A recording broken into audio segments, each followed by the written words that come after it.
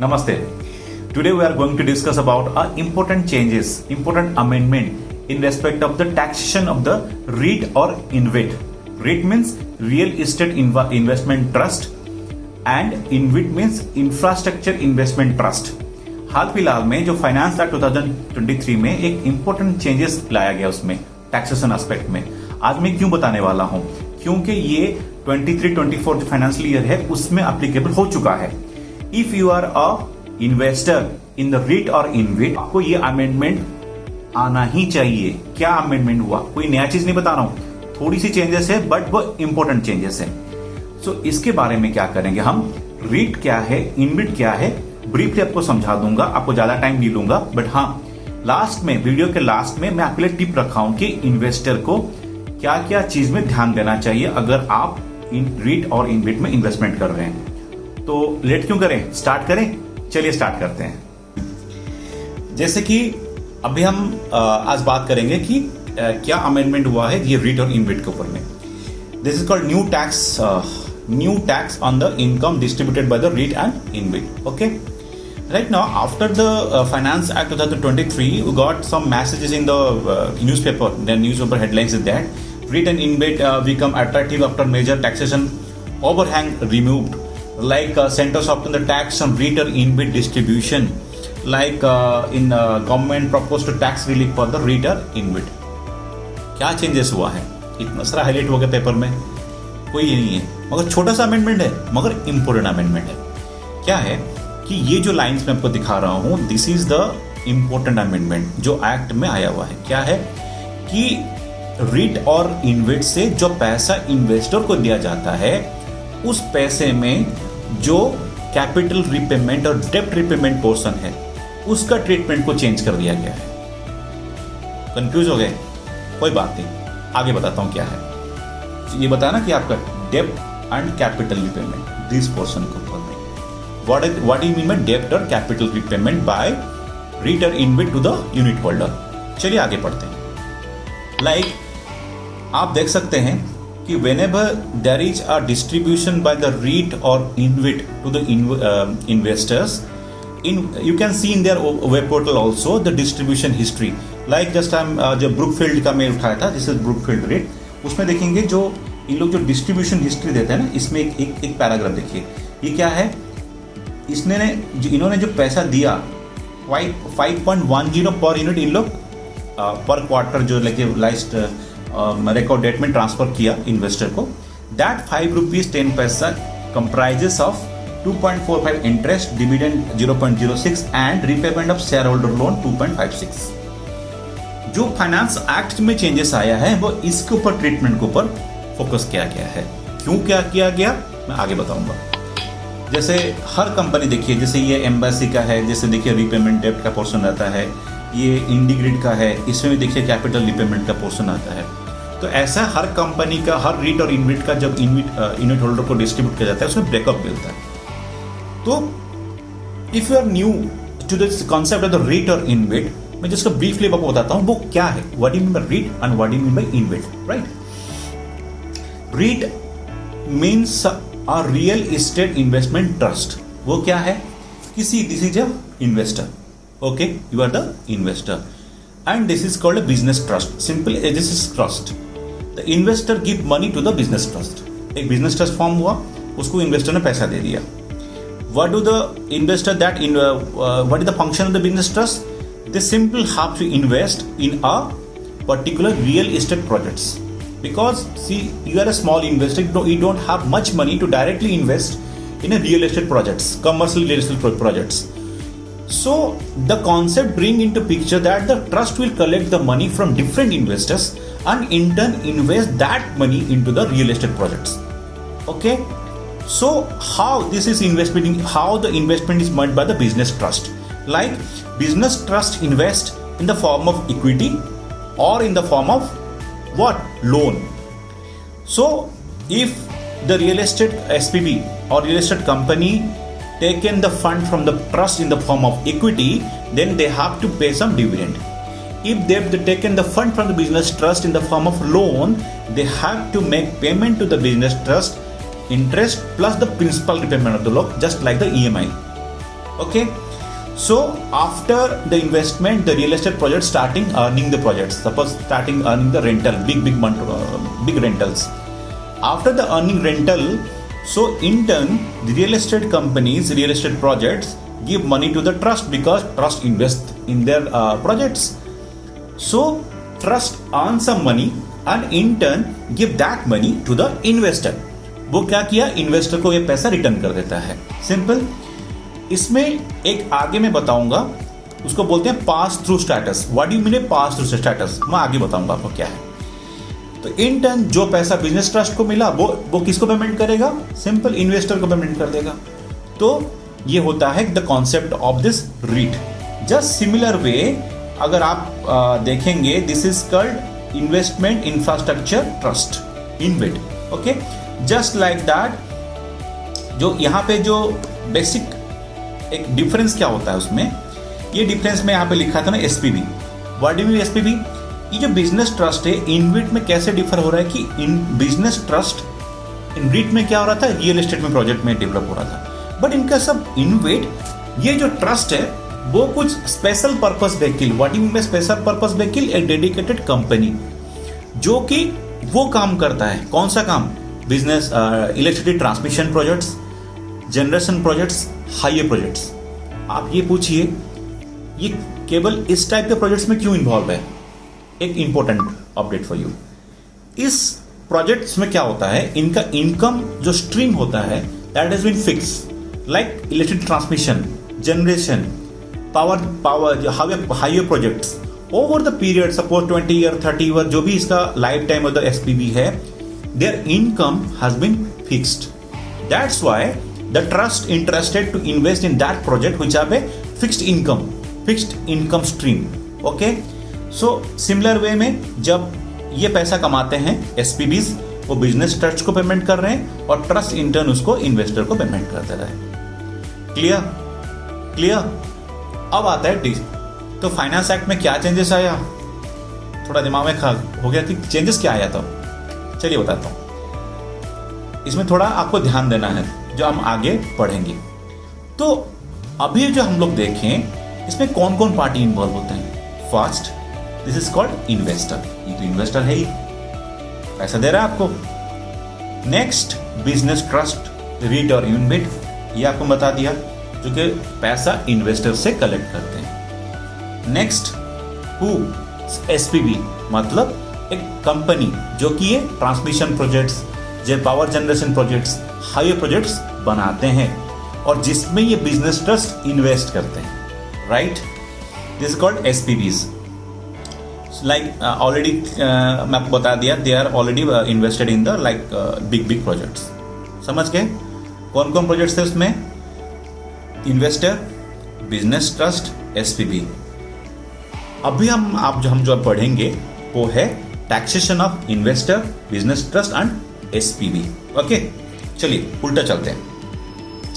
SPB का क्या है, इन टैक्सेशन है simple, they earn some money and they have to pay tax as per normal provision of the income tax. Either they have to choose the concessional rate of taxes like 15% with the manufacturing sector and 22% in the case of the service sector और 30% normal tax regime, not the concessional tax regime. जो अगर जो SPV wish to choose the new tax regime, जो concessional tax regime बोलते हैं, अब तो change हो गया, 115 BAB एंड 115 BAC, उसमें तो 15% 22% का टैक्स देना पड़ता है. इसमें कोई चेंजेस नहीं है, we should not focus on that. Next आते हैं जो कि टैक्सेशन का जो चेंजेस आता है, that is called trust level पे.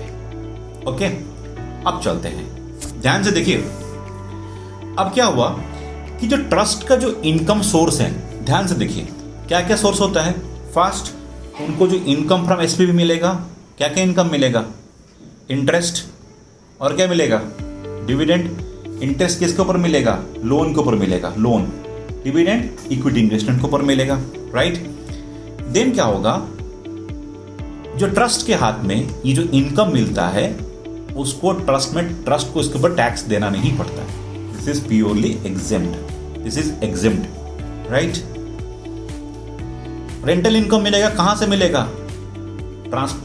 इनविट से रेंटल इनकम नहीं मिलेगा, रीट से मिलेगा, क्योंकि रीट का तो मेन इनकम रेंट ही है प्रोजेक्ट से।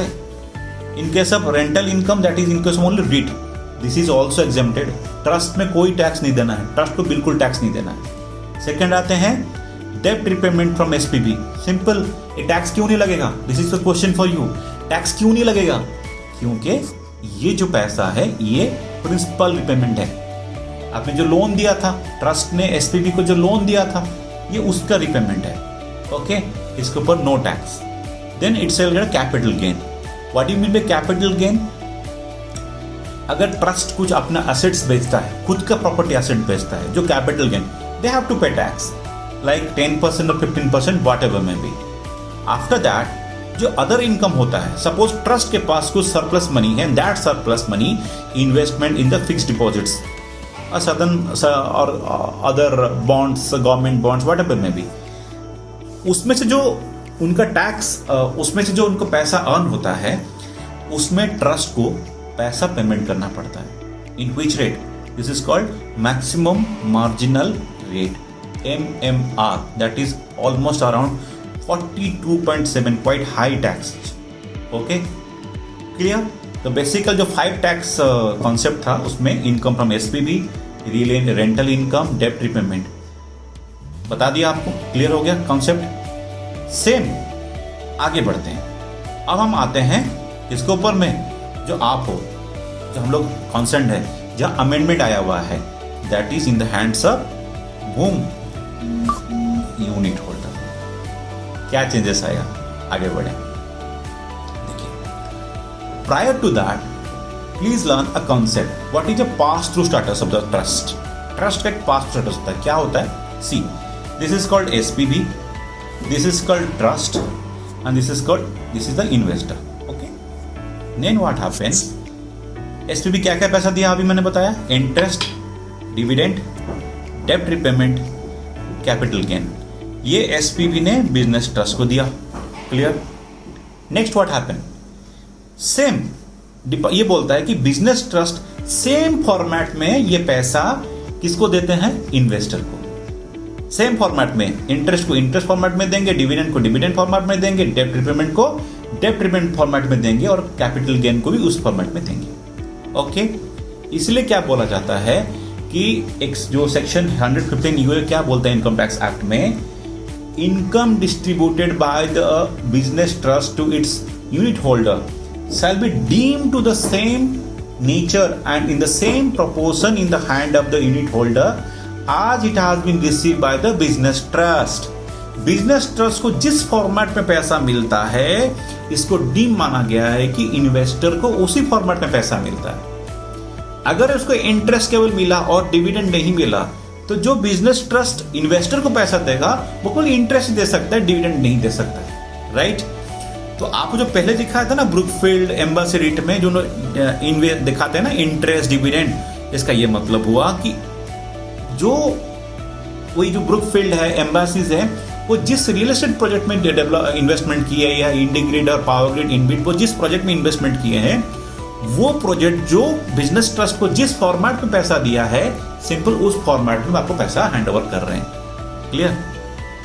पहले क्या था, ये जो डेब्ट रिपेमेंट पोर्शन जो था, यूनिट होल्डर के हाथ में टैक्सेबल का कोई प्रोविजंस था ही नहीं। इस पोर्शन के ऊपर अमेंडमेंट आया है। ये इसका तो ऑलरेडी ट्रीटमेंट था, इसका ऑलरेडी ट्रीटमेंट था, इसका तो टैक्स देना नहीं पड़ता है बिजनेस ट्रस्ट को।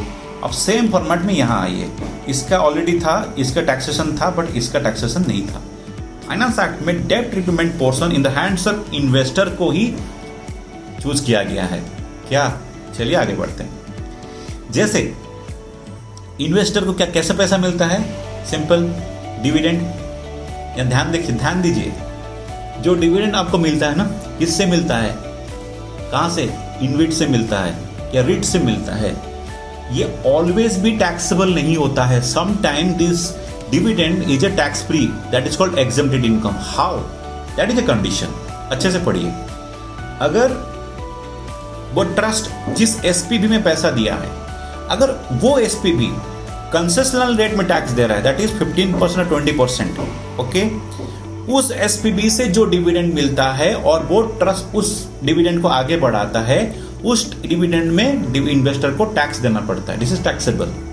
इन टर्न जो एसपी में पैसा लगाया था बिजनेस ट्रस्ट, वो ओल्ड टैक्स रिजिम में है, जो हायर टैक्स रिजिम में 30% टैक्स रिजिम में है। अगर उसने डिविडेंड दिया, किसने, जो एसपी भी ओल्ड टैक्स रिजिम में है, उसने कुछ डिविडेंड बिजनेस ट्रस्ट को दिया और बिजनेस ट्रस्ट उसको इन्वेस्टर को दिया, that dividend is the exempted dividend. Clear? So अगर आपको कुछ डिस्ट्रीब्यूशन का हिस्ट्री मिलता है, अगर इन्वेस्टर हो, उसमें लिखा रहता है कि this dividend is exempt dividend, what does it mean? It means that the trust which is invested in some SPV, certain SPV willing to pay tax as per the old tax provision, that is a higher tax. For that SPV, agar whatever the dividend paid to the business trust is exempt in the hands of also in the investor, but खाली old निकल नहीं, right? Clear हो गया? Then आगे बढ़ते हैं। Then आता है interest income. Simple. Interest income तो इन्वेस्टर का टैक्सेबल होगा ही, इसमें कोई दिक्कत नहीं है। अदर इनकम, अब बताइए टैक्स मिलेगा? नहीं मिलेगा। क्यों? सेक्शन 23 एफडी, क्योंकि बिजनेस ट्रस्ट एमएमआर में टैक्स दे चुका है, तो आपको टैक्स और देना नहीं पड़ेगा, क्योंकि पास्ट स्टेटस है। एक बार वो टैक्स दे दो, आपको टैक्स देना नहीं पड़ेगा। अब आते हैं जो अमेंडमेंट के ऊपर में, क्या? डेब्ट रिपेमेंट फ्रॉम एसपीवी। इसमें क्या हुआ? इसमें 2 अमेंडमेंट आया। दैट इज, क्या होता है, मैं आगे बढ़ाऊंगा। सम पोर्शन जो डेब्ट रिपेमेंट का, उसको आप कॉस्ट से रिड्यूस करेंगे। जब ये कॉस्ट रिडक्शन खत्म हो जाएगा, उसके बाद एक्स्ट्रा पैसा जो आपको मिलेगा इन द फॉर्म ऑफ डेब्ट रिपेमेंट, वो आपका माना जाएगा इनकम फ्रॉम अदर सोर्स। थोड़ा चेंज समझ में नहीं आया ना? नहीं आया ना? आगे बताता हूँ क्या है अमेंडमेंट है। चलिए छोटा सा एग्जाम्पल लेते हैं। लाइक ये कब आपका कैपिटल गेन होगा? Suppose mister X bought 1 unit of InvIT for ₹200 and selling it after 3 years for ₹300 in the open market, right? Buy 200 and sell 300, right? During this period, InvIT distributed ₹20 as the debt repayment. This period में उसको ₹20 आपको debt repayment में मिल गया। Clear? That's why Mr. X need to reduce his cost of acquisition by ₹20. उसका cost of acquisition जो initially 200 था, उसको reduce करना पड़ेगा। How much? ₹20. So after 3 years जब वो सेल करेगा 300 में, उसका कैपिटल गेन कितना होगा? 200 ने बाय किया था, माइनस 300 होगा। कॉस्ट जो है रिड्यूस हो चुका है, उसका जो नेट कॉस्ट है that is 180। So capital gain will be the 120 instead of 100 capital gain नहीं होगा, 120 होगा। दैट मीन्स जो ₹20 उसको मिला इन द फॉर्म ऑफ डेब्ट रीपेमेंट, वो टैक्सेबल किस हेड में हुआ? कैपिटल गेन में हुआ। Clear? I think it is clear. Okay, तो फिर इनकम फ्रॉम अदर सोर्स में कब होगा? कंफ्यूज? चलिए एक और नया एग्जांपल समझते हैं। सपोज आपने एक सिमिलर वे में बात करते हैं कि जो 200 में बाय किया था ऊपर पर्सन में, वो फर्स्ट 10 ईयर वो होल्ड किया, जिसमें उनको ₹180 एज ए डेट रिपेमेंट मिल चुका है। क्लियर? और 180 उसको मिल चुका है एज ए डेट रिपेमेंट। तो जो 180 वो क्या करेगा? उसका कॉस्ट से वो रिड्यूस करेगा। जो कॉस्ट रिडक्शन होगा that is section 48। Section 48 is the cost of acquisition. उसमें एक एक्सप्लेनेशन को अमेंड किया गया। जो फाइनेंस एक्ट में अमेंडमेंट हुआ वो सेक्शन 48 में हुआ। सेक्शन 48 जो बोलता है वो आपको cost of acquisition of capital asset बोलता है। अगर आपको डेब्ट रिपेमेंट पोर्शन का कुछ पैसा मिलता है, that you have to reduce it from the cost of acquisition up to the important point issue price, up to the issue price, not the buying price. आगे बताऊंगा। तो इसके लिए क्या होगा कि आपका जो इनकम फ्रॉम अदर सोर्स 0 हो गया। कैसे? सिंपल, क्योंकि आपने जो बाई किया था, इसका एक फॉर्मूला है जो कि सेक्शन 56 में दिया गया है। तो आपको 2 इंपॉर्टेंट सेक्शन पढ़ना है, सेक्शन 48 एंड सेक्शन 56। यही अमेंडमेंट हुआ है। 48 cost of acquisition, 56 210, 56 subsection 2 clause 10 12 में हुआ है। उसमें जो अमेंडमेंट हुआ है वो एक फॉर्मूला दिया गया, उस फॉर्मूला के हिसाब से आपको कैलकुलेट करना है whether is there any income from other source, just like that. जैसे कि 56(2)(10) हुआ, amount aggregate amount receive in the form of डेब्ट रिपेमेंट कितना हुआ 180। नेक्स्ट कितना आया, amount at which business start sold 200 rupees, amount charge tax nil, क्योंकि अभी कॉस्ट ऑफ रिड्यूस हुआ है, कोई टैक्स नहीं लगेगा अभी। नेक्स्ट आते हैं, डेब्ट रिपेमेंट अभी 30 मिल गया, क्रॉस हो गया आपका। कैसे क्रॉस हुआ, ऑलरेडी आपको कितना मिला था 180, अभी कितना 30 मिला, how much you get 210, invest आपने कितना किया था 200, दैट मीन्स 10 रुपीज जो आपको एक्स्ट्रा मिल गया वो आपका हो गया क्या, income from other source. Okay, अब क्या होगा, अगर आप कभी भी इस यूनिट को सोल्ड करोगे जो भी प्राइस में, पूरा कॉस्ट आप ले चुके हैं, तो एंटायर आपके कॉस्ट ऑफ एक्विजिशन कितना हो गया, 0 कवर कर चुके हैं अभी। जो भी सोल्ड में करेंगे whatever the sale price it will be treated as a capital gain. Next आपका आ गया, सपोज डेब्ट रिपेमेंट उनको 20 मिला, अगेन 20 मिला, तो हम क्या बोलेंगे, उनके हाथ में 20 भी इनकम फ्रॉम अदर सोर्स में माना जाएगा। इन नटसेल इशू प्राइस तक डेब्ट रिपेमेंट पोर्शन को कॉस्ट ऑफ एक्विजिशन में माइनस करना है। वंस योर डेब्ट repayment portion cumulative cross the issue price, original issue price of the REIT or InvIT, that excess amount will be treated as a income from other source. I think it is very much clear. Clear? नहीं clear हुआ? नहीं clear हुआ? Okay, suppose मैं इसमें issue price सबको बार बार क्यों बोल रहा हूं, ऐसे एग्जाम्पल दिया हूं, what is issue price. Suppose XYZ invest InvIT issue unit primary market at the 100, X purchase the unit InvIT from the 200, open market से बाय किया आपने, ओपन मार्केट से सेकंड मतलब जो ट्रेडेड हो रहा है उसमें से आप खरीद लिए। उसमें क्या हुआ, ऑलरेडी जो डेब्ट रिपेमेंट का पोर्शन उन ओरिजिनल होल्डर को मिल चुका होगा, वो भी आपके लिए एप्लीकेबल होगा। जैसे मान लीजिए, जैसे एग्जांपल में क्या हुआ कि 100 का वो इशू प्राइस था, आप सेकेंड हैंड मार्केट में 200 खरीदे, जब तक आप बाय किया ऑलरेडी वो 100 रुपीज का डेब्ट रिपेमेंट कवर हो चुका है, उसको मिल चुका है, किसको, ओरिजिनल इन्वेस्टर को। इसका मतलब आगे आप जब भी सेल करोगे आपको और बेनिफिट नहीं मिलेगा, आपको एंटायर अमाउंट जो आपने 200 में बाय किया ना, इट इज इररिलेवेंट, आपको इंट्रोडक्शन नहीं मिलेगा, आपको एंटायर अमाउंट के ऊपर कैपिटल गेन देना पड़ेगा। राइट, करंट मार्केट सिनेरियो देखें क्या है। अभी मार्केट में कितना जो मेजर है वो है Brookfield, Embassy, IndiGrid and Power Grid. So अगर हम उसका करंट मार्केट स्टेटस देखें तो उसमें क्या है, आप एक चीज नोटिस कीजिए, जो करंट मार्केट डेटा है उसमें देखिए कि जो क्यूमुलेटिव डेब्ट रिपेमेंट पोर्शन है वो ऑलमोस्ट 40%, 60%, 78.5.42%, ये सब डेटा ऑलरेडी आ चुका है। मतलब ऑलरेडी ब्रुकफील्ड REIT ने 40% डेब्ट रिपेमेंट कर चुके हैं। अगर 7-8 साल के 4-5 साल के अंदर वो 100% हो गया, जो इन्वेस्टर है उनके कॉस्ट ऑफ एक्विजिशन उतना माइनस होना चाहिए। मान लीजिए जैसे अभी 40% डेब्ट रिपेमेंट हो चुका है, उतना आपका कॉस्ट ऑफ एक्विजिशन से माइनस होना चाहिए। वंस इट क्रॉस 100% हो गया, उसके बाद जो डेब्ट रिपेमेंट मिलेगा वो उसमें टैक्स किस में लगेगा, सेक्शन 56(2)(12) में लगेगा, that is income from other source में लगेगा। राइट, ये मैंने एक नोटसेल बनाया है, थोड़ा आप पढ़ लिख सकते हैं, जैसे कि investor interest taxable, dividend taxable अगर वो SPV न्यू टैक्स रिजिम में है, एग्जेम्प्टेड है अगर ट्रस्ट का जो SPV है ओल्ड टैक्स रिजिम में है। एग्जैक्टली, रीपेमेंट ऑफ डेब्ट टैक्सेबल एज कैपिटल गेन, वो पेमेंट जो डेब्ट रिपेमेंट पोर्शन आपको मिलता है up to the issue price, वो आपका होगा कैपिटल गेन। इशू प्राइस से ज्यादा आपको पैसा मिल रहा है, आपने 100 रुपए इशू प्राइस में लगाया था, डेब्ट रिपेमेंट पोर्शन आपको 120 रुपए मिल चुका है, 120 मिल चुका है, 20 is consider as a income from other source, और जो 100 था वो कॉस्ट ऑफ एक्विजिशन से रिड्यूस हो गया। दैट मीन जब भी आप सेल करेंगे उसको, जितना प्राइस हो वो 100 तक कैपिटल गेन देना ही है, आपको आगे को कैपिटल गेन देना है, और अदर इनकम जो है वो एग्जेम्प्टेड है।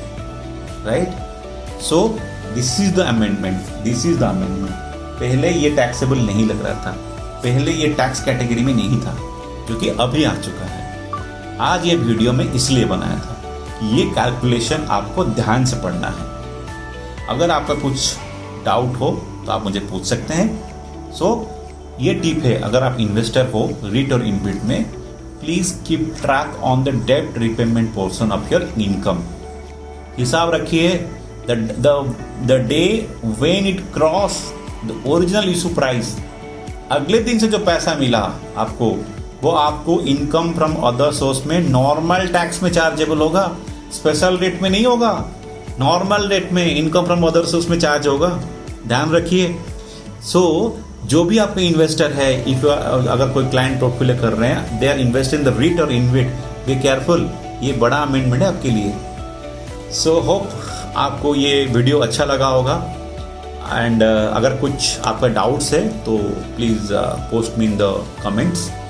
सो ऐसे ही लाइक कीजिए, सब्सक्राइब कीजिए। Thank you.